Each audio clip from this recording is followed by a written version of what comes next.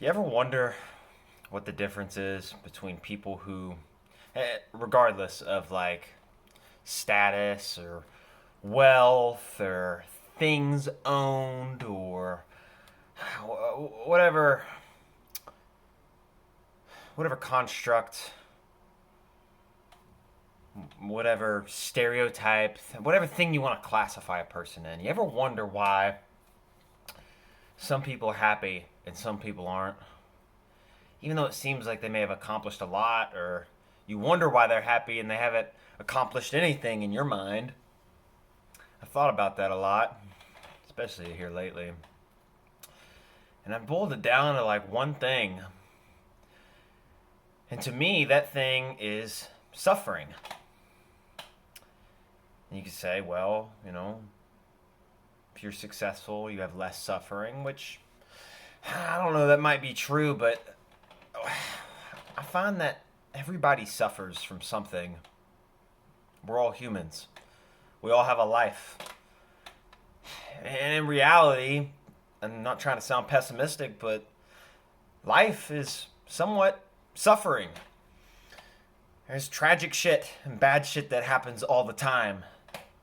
How do we get over it? Why do some people seem to get over it and other people don't? And it has to do with just your perspective of suffering. I think the people that are unhappy resent their suffering. They are a victim to their suffering. And I know this because I've been there, man. I've felt like everything around me was collapsing. Or even if it wasn't collapsing, why wasn't it working well for me? When it was working well for others, when other people were doing it well, doing it better than I had, why were they so successful? Why did they make so much progress? Why did they hit their goals? And even though I did the same thing, I didn't hit mine. Or I felt bad because I wasn't able to do the same thing, or even because I felt in my own ego that I was better than them, like that I knew more than them, yet they were further along their path, or they were more successful. And I was like so confused. I'm like, why? Why is it? It's because I was a victim of my suffering.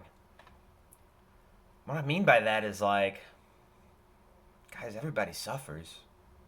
Everybody suffers from something. And now all we try to do is combat that suffering. We try to end the suffering, which, there's some suffering certainly that we can end. Some things we can do better, make better. But how? How do we end the suffering? Well, you're never going to be able to end all suffering. That's heaven, right? Heaven is no more suffering. Whatever you believe religiously doesn't really matter. If you get the idea, the archetype. How do you not let that suffering affect you in your outview of life, in your ability to, conquer the things that you want to conquer, be with the people you want to be with, and live the life that you want to live?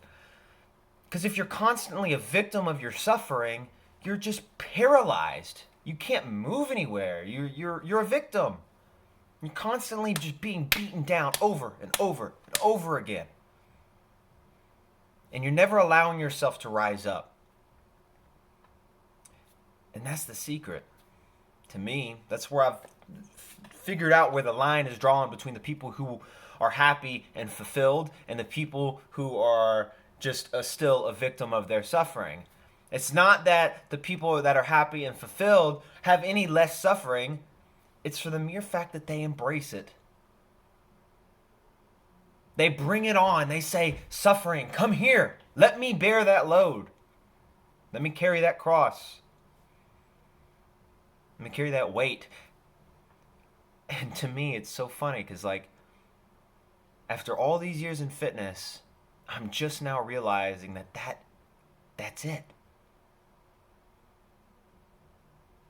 It's not that following a meal plan or a certain training plan makes me look better and that's what makes me happy. That's not it. That's not it at all. Because I've been doing this for so long and I've been unhappy doing it for a long period of time. It's that the process of embracing that suffering, which fitness does so well because you have to put yourself through suffering, literally carrying heavy loads, out of breath. I can't do anymore. Oh, I don't know if I can carry it. Oh my gosh. And then you do. And that is so liberating. It's so freeing. You practice carrying that suffering every single day, and guess what? It makes you stronger. It helps you literally carry more weight on your shoulders, both physically, mentally, emotionally. You say, suffering, I am here, and I will carry it. Man, when you accept that, you just become so much more happy. You become so much more grateful for the things in your life. It's really been hitting home for me lately. And you might say, well, Lucas, there's a lot of people suffering from things that are out of their control, things that they can't embrace. And, sorry, I just think it's a bunch of bullshit. Yeah, there's some things we can fix and there's some things we can do to help people. And we owe it to ourselves and to those people to help those people. Absolutely.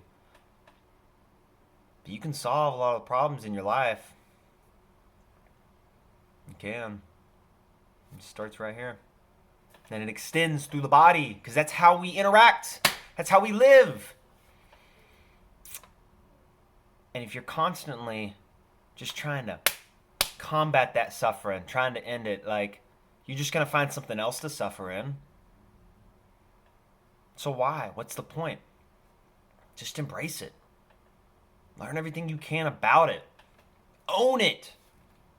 And then move forward and grow stronger. Because it's just, in my opinion, and in the people that I help every single day, I see it in them. It's just a better way to live. It's a better life. There's more fulfillment and there's more happiness.